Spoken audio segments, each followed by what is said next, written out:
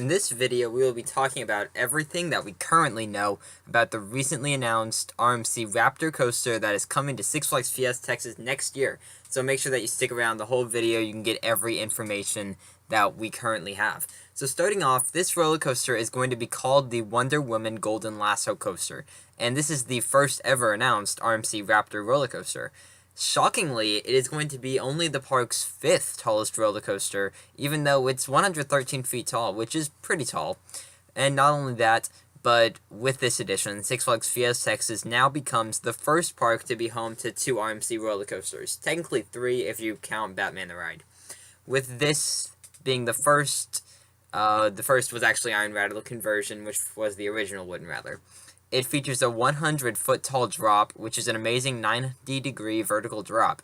So even though it has the 4th shortest drop in the park, it is the steepest.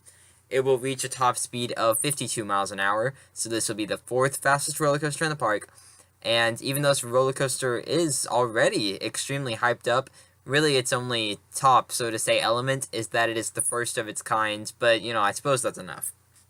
It will also feature 3 inversions, and those are a dive loop, a cutback, and a corkscrew. And these are probably going to be the best parts of the ride, or at least close to the best, because these inversions on RMC roller coasters are awesome. RMC really knows how to construct great inversions like that.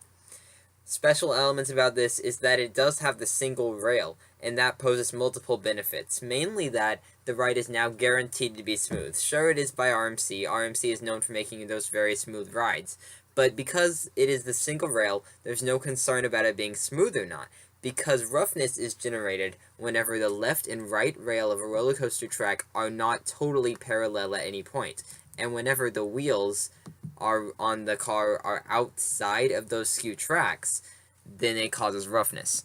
Both of these problems are fixed together on this Raptor coaster because there are no 2 rails which has to be parallel the whole time, so that the wheels remain straight together the whole roller coaster.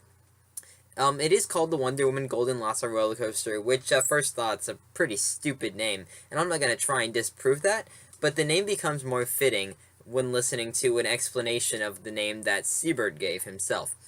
The cars are single-seaters, so on either side of you, all you have is the view of the park around you. So it is as if you are flying on Wonder Woman's winding golden lasso, at least for the most part. You can see the goldenish track in front of you, so I can kind of see where they got it. He described it as just a thin ribbon of track floating around, but I still think the name is pretty dumb.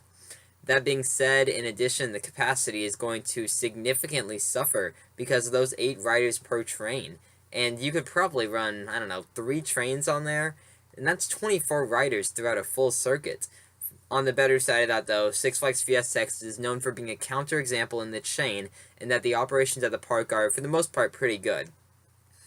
One good thing about this ride, as if there weren't enough, is that the theming should be alright.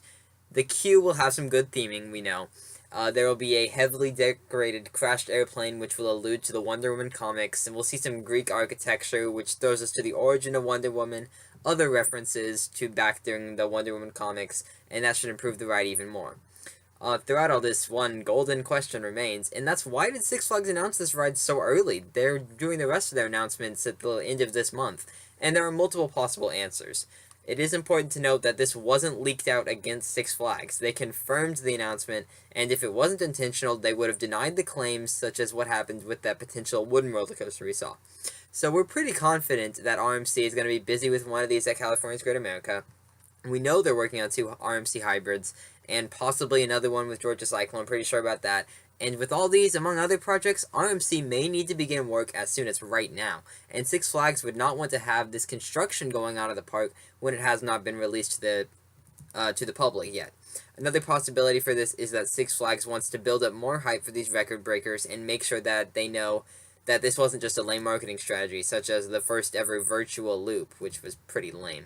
Another prediction, and the one that I'm most leaning towards, is that Six Flags wanted to make sure to announce the addition of the Raptor before any other park did. If another park announced it first, it would no longer be the first of its kind, i.e. California's Great America. So Six Flags could draw in a lot more attention by calling it a record breaker now.